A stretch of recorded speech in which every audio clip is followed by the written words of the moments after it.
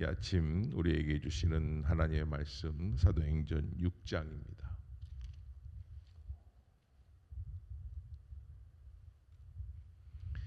한 절씩 교독합시다. 그때 제자가 더 많아졌는데 헬라파 유대인들이 자기의 과부들이 매일의 구제에 빠짐으로 히브리파 사람을 원망하니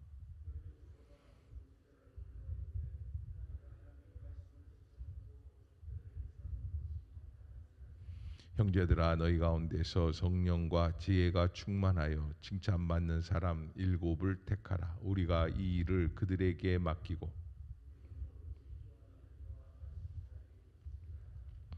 온 무리가 이 말을 기뻐하여 믿음과 성령이 충만한 사람 스데반과 또 빌립과 브로고로와 니가노르와 다몬과 바베나와 유대교에 입교했던 안디옥 사람 니골라를 택하여 하나님의 말씀이 점점 왕성하여 예루살렘에 있는 제자의 수가 더 심히 많아지고 허다한 제사장의 무리도 이 도에 복종하니라.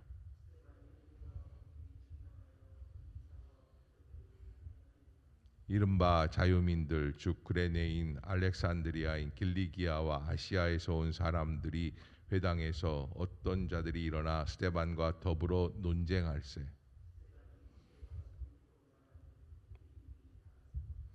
사람들을 매수하여 말하게 하되 이 사람이 모세와 하나님을 모독하는 말을 하는 것을 우리가 들었노라 하게 하고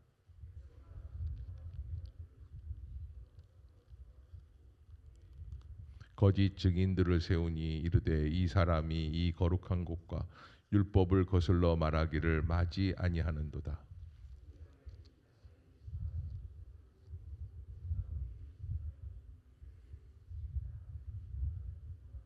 함께 봅시다.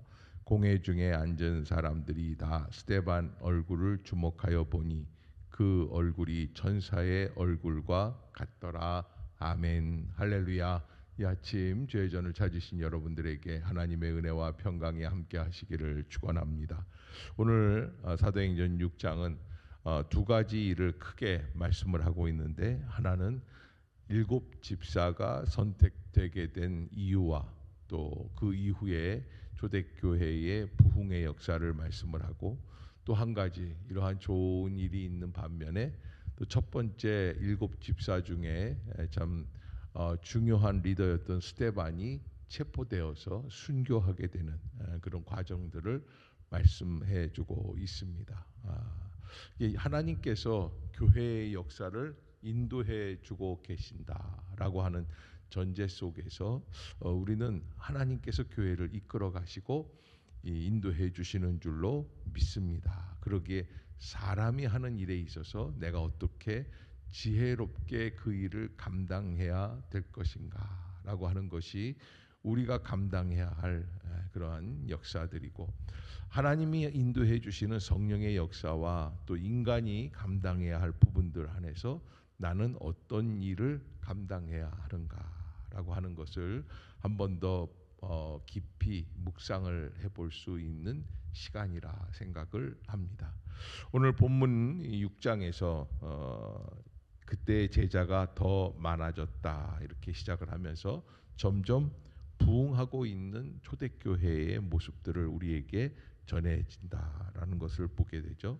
근데 제자가 많아진다, 성도들이 많아진다. 지금 이제 베드로가 사도행전 2장에서 성령의 충만함을 받고 3,000명을 부흥을 시키고 안진뱅이가 일어나면서 5,000명의 숫자가 부흥이 되고 남자만 5,000명이니까 여자와 아이들까지 다 하면 한 2만 명 가까운 그런 성도들이 지금 부흥이 일어나고 있는 가운데 있다. 그러니까 120명 많아야 한 500명 정도 되는 그런 제자들이 갑자기 2만 명이라고 하는 뭐 어마어마한 뭐 40배, 400배 이렇게 엄청난 부흥의 역사가 시작이 됩니다.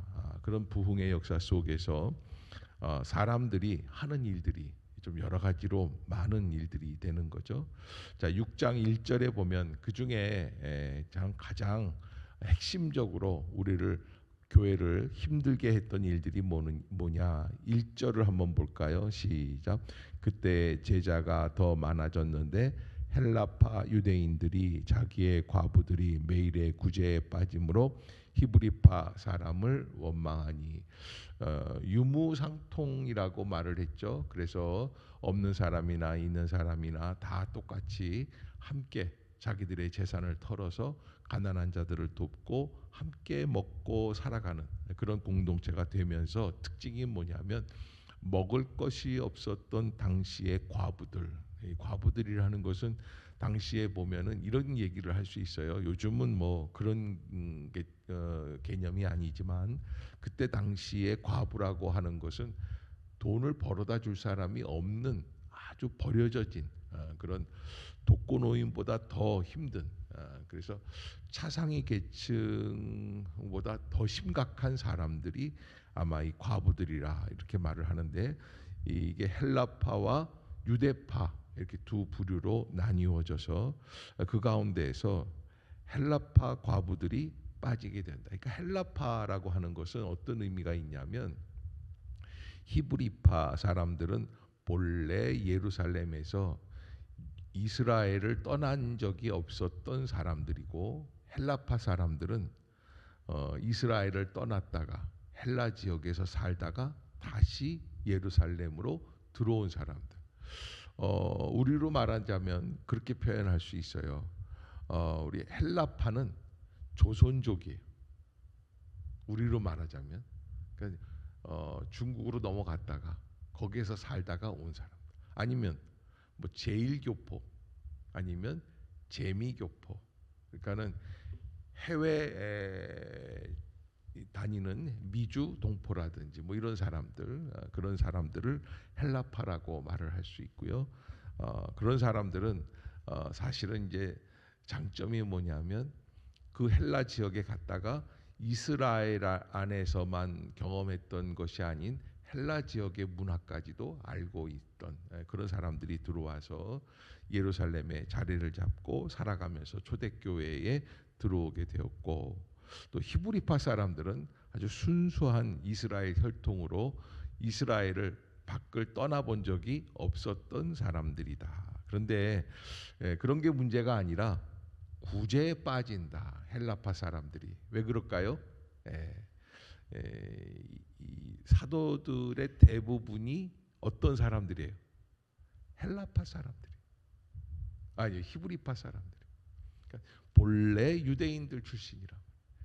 그러니까 앞으로 우리나라도 그런 일들이 벌어질 수 있는 것 중에 하나가, 우리 교회가 사람들이, 이 지역에 있는 한국 사람들이 줄어들면 해외 사람들이 들어오는 거예요. 뭐 이 베트남 사람이라든지, 아니면 파키스탄 사람이라든지, 뭐 우즈베키스탄 사람이라든지 이런 사람들이 들어오면, 아니면 뭐 주중 동포라든지 뭐 이런 사람들이 들어와서 이제 교회에도 올 거 아니에요. 그러면 이제 목사는 한국계인데 교인들 중에 절반은 뭐 조선족이라든지, 그러면 목사의 마음이 아무래도 한국 쪽으로 좀 기울일 수 있단 말이에요. 그런 부분들이 있어요. 그래서 그런 것 때문에 어려움이 있으니까 이제 여기 12제자, 12사도들이 이렇게 얘기를 하는 거죠. 2절에 보면, 12사도가 모든 제자를 불러 이르되 우리가 하나님의 말씀을 제쳐놓고 접대를 일삼는 것이 마땅하지 아니하니. 그러니까 우리가 이런 일들을 하는 것이 너무 벅차다라는 이야기를 하는 거예요. 그리고 우선적인 것이 말씀과 기도하는 일에 우선을 두어야 한다라는 것이 이제 초대교회 당시부터 지금까지의 전통이죠. 그러면서 이 일을 대신할 수 있는, 이게 그래서 집사라고 하는 직분을 뭐라 그러냐면 디콘이라고 그래요. 디콘. 이 디콘이라고 하는, 이거 디아코니아에서 나온 이야기거든요. 이 디아코니아라고 하는 것은 섬기는 것, 봉사하는 것, 이것이 집사의 직분이다라고 하는 것이에요. 그래서 3절에 보면은 이런 집사, 이 디콘들, 이 교회에서 섬기고 봉사하는 일들을 할 수 있는 사람들을 좀 뽑아봐라 하는 것이 이제 3절의 이야기입니다. 자, 3절 4절 시작. 형제들아 너희 가운데서 성령과 지혜가 충만하여 칭찬받는 사람 7을 택하라. 우리가 이 일을 그들에게 맡기고 우리는 오로지 기도하는 일과 말씀 사역에 힘쓰리라 하니 아멘. 그래서 형제들아 너희 가운데서 성령과 지혜가 충만하여 칭찬받는 사람 7을 택하라. 그렇게 해서 일꾼들을 뽑고 집사들을 뽑고 그들이 섬기는 것, 봉사하는 일을 하게 하고, 사도들은 무슨 일에 전적으로 힘쓰게 됐냐면 기도하는 일과 말씀 사역에 힘쓰게 되었다라고 하는 것입니다. 그래서 이 교회가 이 밸런스를 잘 맞춰 나갈 수 있도록, 이 균형을 잡혀 나갈 수 있도록, 그래서 사도들이라는 것은 요즘으로 말하면 목회자들인데, 목회자들이 기도하는 일과 말씀 사역에 집중할 수 있도록 이 디콘 집사들이라든지 이런 섬김의 이 사역을 갖고 있는 사람들이 최선을 다해서 그 일을 잘 감당해 주는 것이 균형 잡힌 교회를 이루어 나가는 그런 방법이다라고 하는 것. 그 다음에 5절을 보면 이제 그렇게 해서 7명의 집사가 나옵니다. 온 무리가 이 말을 기뻐하여 믿음과 성령이 충만한 사람 스데반과 빌립과 브로고로와 니가노르와 디몬과 바메나와 유대교에 입교했던 안디옥 사람 니골라를 택하여, 이렇게 해서 7명의 집사가 나오게 되는데, 이 사람들은 어떤 사람들이냐? 성령과 지혜가 충만하여 칭찬받는. 성령과 지혜가 충만하다는 건 무엇을 의미할까요? 성령과 지혜가 영성적으로 믿음만 있는 게 아니라 무엇도 있다는 거예요? 교회를 잘 섬겨 나갈 수 있는 분별력과 지혜가 충만하다라는 것이죠. 그러니까 단순히 행정 능력이 있는 게 아니라 영성이 요구되는 그런 구제 사역도 영성이 있어야 할 수 있는 것이죠. 그래서 영적인 일과 실무적인 일을 나누지 않고 밥을 나누는 일도 사람을 섬기는 일도 하나님 나라의 사역 가운데 하나로 생각을 하고 그 일에 최선을 다하는 것이죠. 특별히 7 지사 가운데 제일 먼저 거론된 사람이 스데반은 믿음과 성령이 충만한 사람, 은혜와 권능이 충만한 사람이었다, 이렇게 표현을 하고 있습니다. 그렇게 해서 놀라운 역사가 벌어지게 되고, 이렇게 사람들을 참 잘 선택해서 그 사람들이 맡겨진 일들을 잘 감당하게 되고, 또 이 사도들이 또 말씀과 기도하는 일에 전적으로 힘쓰기 시작을 하니까 7절 어떤 결과가 나오게 되는가? 시작.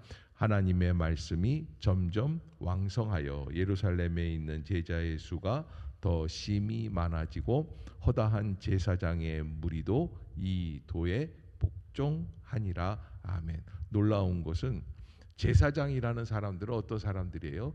이 사람들은 유대교의 가장 핵심 인물들이에요. 그런데 이 사람들이 예수 그리스도 복음의 도에 복종하고 교회로 들어오게 되었다라고 하는 것을 말씀해 주고 있습니다.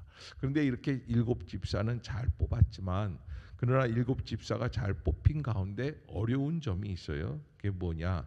바로 스데반에 대한 이야기예요. 스데반이 너무나 일을 잘하고 은혜와 권능이 충만하며 큰 기사와 표적을 민간에게 행한다 그랬는데, 이 기사와 표적이라는 것은 기도하면 치유의 역사와 회복의 역사가 일어나는 능력이 스데반에게 있었다는 거예요.